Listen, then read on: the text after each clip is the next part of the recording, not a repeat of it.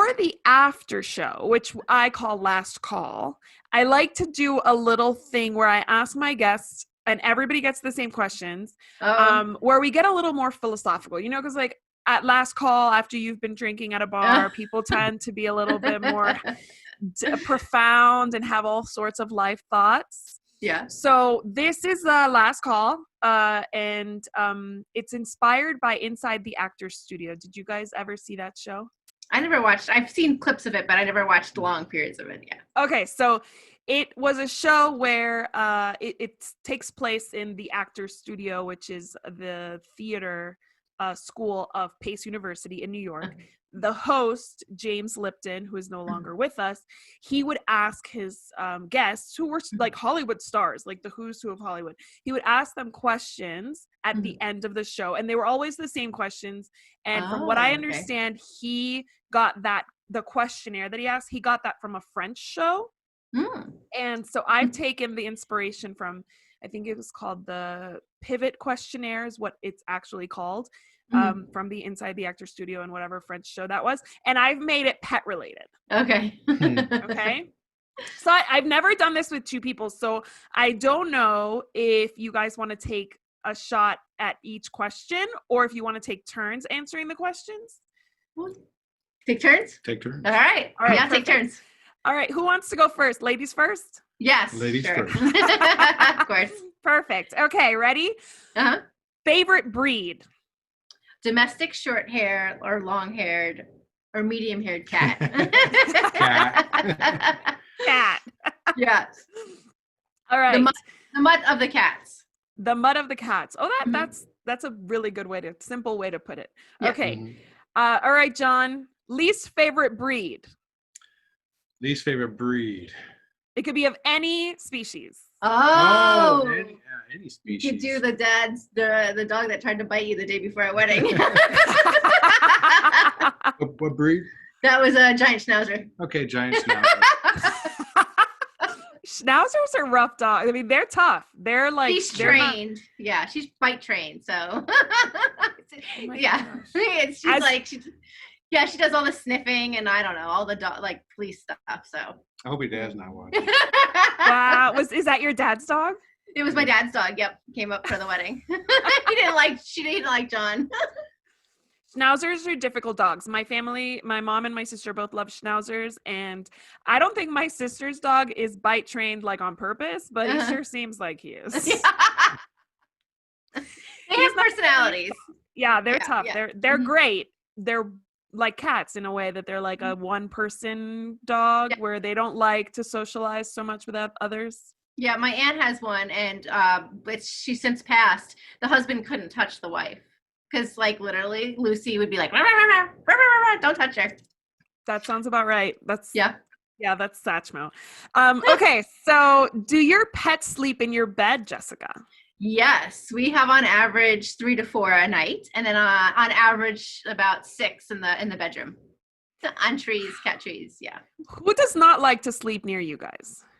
Who does not sleep with us? Libby, Penny and Libby. Penny and Libby sleep down here. Yeah, and Dorian. So Dorian stays downstairs all the time. Yeah. They so just 3 of like them. It. Well, yeah. They like downstairs more. Yeah, just their area.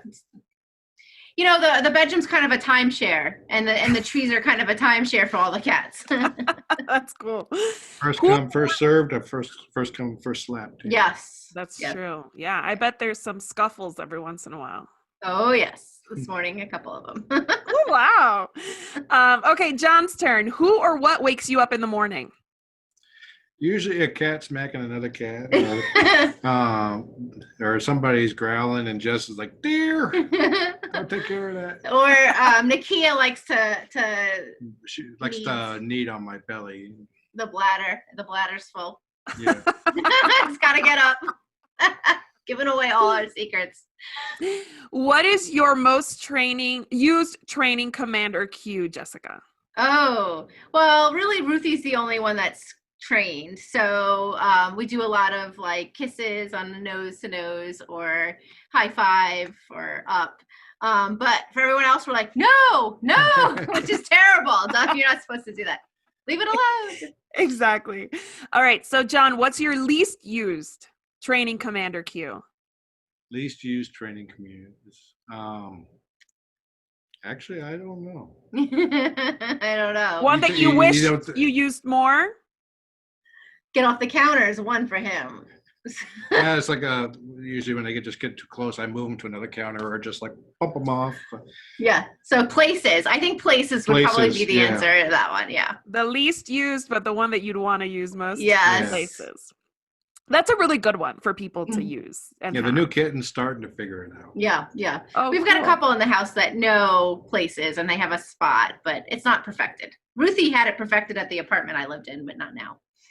Yeah, new places, right? Mhm. It's like if you tell me to go to my place, I'm going to go back to the other condo. Like, Yeah. how do I get there? See ya.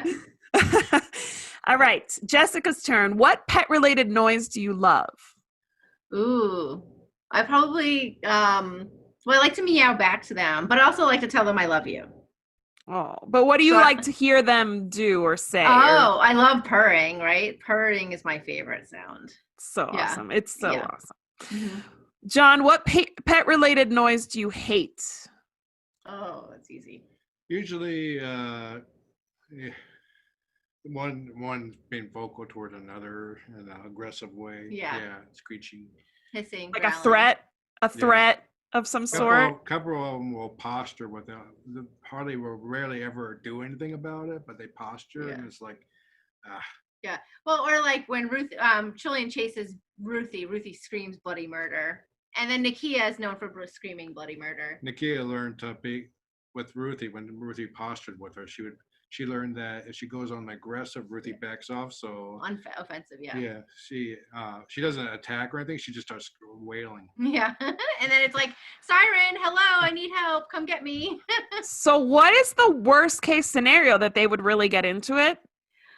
Yeah, well, the worst case scenario is the stress and they can urinate from the stress, right? Whether it's like being chased and they're so scared, or they can urinate because they're stressed and they want to mark their territory. But we haven't had that problem. I think she was wondering about the worst case scenario as far as what's happened. Yeah, so far, like no one's gotten hurt, knock on wood. I mean, I think like Ruthie's probably limped a little bit because she might have strained something trying to get away from Chilean or jumping down off of something, but knock on wood, nothing, no violence. Yeah, it's still, no blood. It's only been a year. They're still working out the dynamics. Yeah. Well, I mean, I guess it'll get better, right? It should get better. It has gotten a lot better over the last year. But then we just add another cat, right? And so and then you start all over. Fortunately, everybody seems to like her more or less. Yeah. That's awesome. That's awesome. Okay, so this one's for Jessica. What pet-related profession, other than your current profession in the pet industry, would you like to try or would you be interested in? Well, I'm starting to dabble in feline behavior, consultations.